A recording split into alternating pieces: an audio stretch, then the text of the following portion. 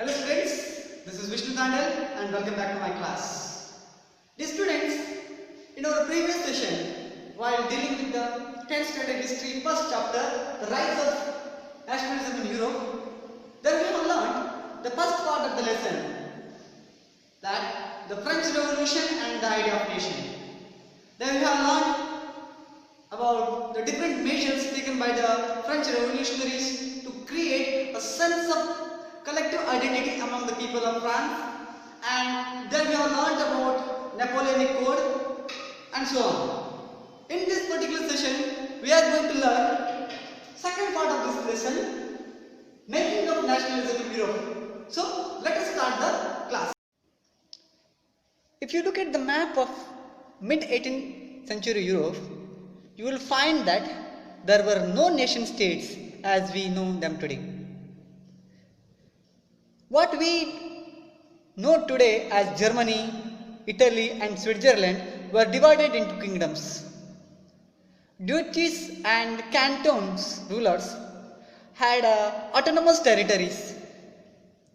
Eastern and Central Europe were under control of autocratic monarchies. These autocratic monarchies had a vast territories in which diverse people lived. These people did not see themselves as a sharing collective identity or common culture. Often they speak different languages and belong to different ethnic groups. So ethnic groups, you have already learned about the term ethnic groups. Ethnic group means a social division based on a shared culture. Here, Habsburg Empire ruled over Austria, Hungary, and the rule was like a patchwork of many different regions and people. So why it is here the word patchwork is mentioned here means here people did not share a common identity, they did not share a common culture. So that's why rule of Habsburg over Austria and Hungary was like a patchwork. It's considered as a patchwork. So this region, this Habsburg Empire included Alpine region, Austria and Sudetenland, as well as Bohemia, where aristocracy was predominantly German speaking. It also included Italian speaking provinces of Lombardy and Venetia. In Hungary, half of the population spoke Magyar, while other half spoke variety of dialects. So, in Galicia, the autocracy spoke Polish. Beside these three dominant groups, there also lived within the boundaries of the empire a mass of subject peasant people, Bohemians and Slovaks to the north. Such differences did not easily promote a sense of political unity. The only tie binding these diverse groups together was a common allegiance to the emperor. So here, this was the condition of Europe before the France Revolution. So it means that the whole Europe was under control of different kingdoms, and they did not share a common culture. They did not have a common identity. So let us move to the next part, and very important part of this syllabus, examination point of view, very important, is liberal nationalism. Now let us move to the nationalism, liberal nationalism or liberalism. What did liberalism stand for? This is a very important question. The term liberalism derives from the Latin root liber, which means free. Different people understood the term liberalism in a different way. For example, for the new middle class, liberalism stood for freedom for the individual and equality before the law. Politically, it emphasized the concept of government by consent. Since the French Revolution, liberalism stood for end of autocracy and clerical privileges. A clerical constitution and representative government through parliament. Next part of this lesson, second part, is conservatism. What do you mean conservatism? Conservatism after 1815. After the defeat of Napoleon Bonaparte in 1815 at Waterloo War, all European governments were driven by the spirit of conservatism. Then what is conservatism? Conservatism is a political philosophy that stressed the importance of tradition, established institution and customs, and prepared gradual development to quick change. These conservatives believed that established traditional institutions of the state and society like monarchy, the church, social hierarchy, property and family should be preserved. Now, another very important part of this lesson is the Treaty of Vienna of 1815. Very important and very important. So, in 1815, representative of the European powers, especially Britain, Russia, Prussia and Austria, who had collectively defeated Napoleon Bonaparte and met at Vienna to draw up a settlement for Europe. So, just before I said, Napoleon Bonaparte was defeated by the collective army, European power, especially Britain, Russia, Prussia and Austria. When they defeated Napoleon Bonaparte in 1815 at Waterloo War, they met in Vienna to settle, to draw up a settlement for Europe. Means we learnt in a previous class, 9th standard, Napoleon Bonaparte conquered most of the Europe, and the most of the regions of Europe were under control of Napoleon Bonaparte. Now, this Congress, the gathering,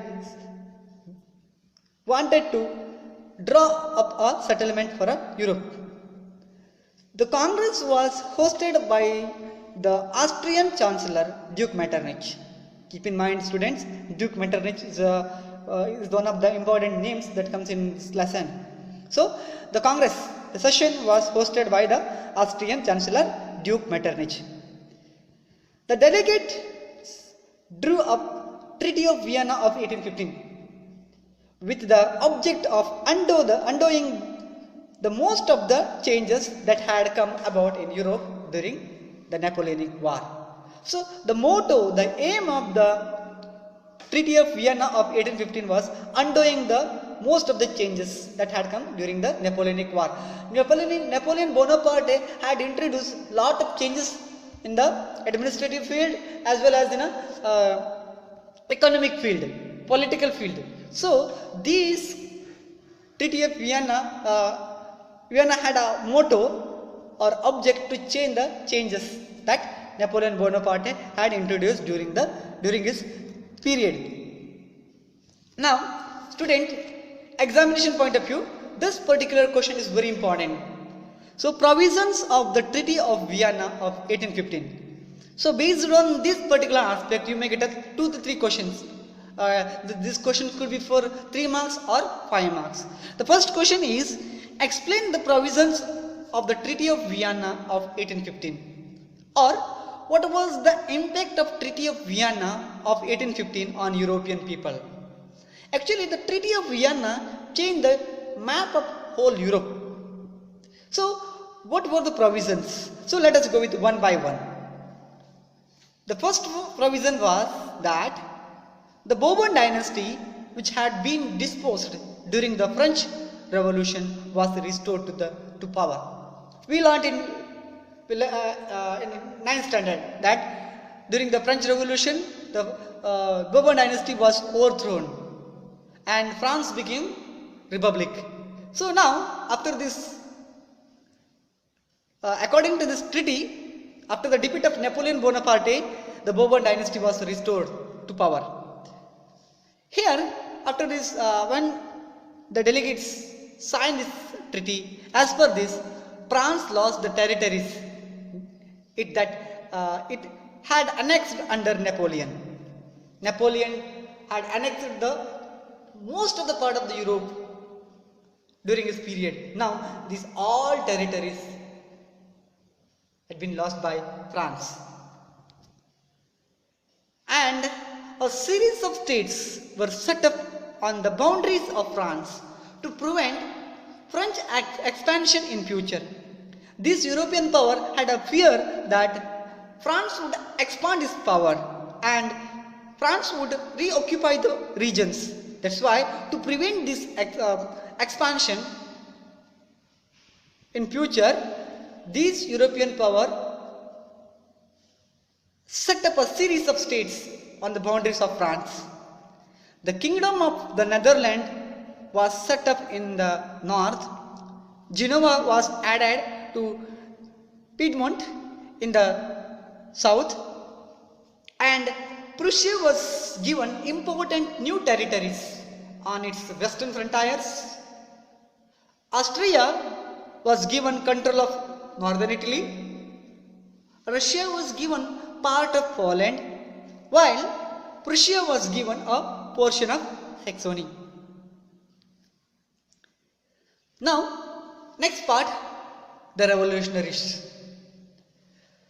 So, the particular year 1815 was mentioned as a fear of repression.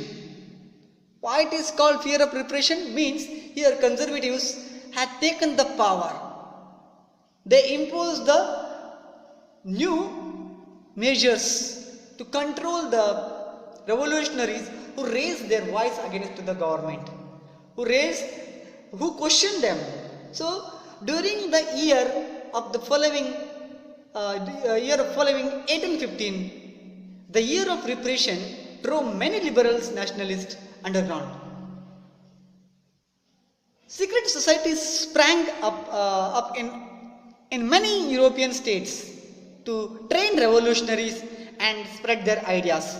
Here, when revolutionaries could not fight, or when they could not raise their voice against the government, especially conservatives, they started to establish secret societies, and through these societies they started to train the revolutionaries and they started to spread their ideas.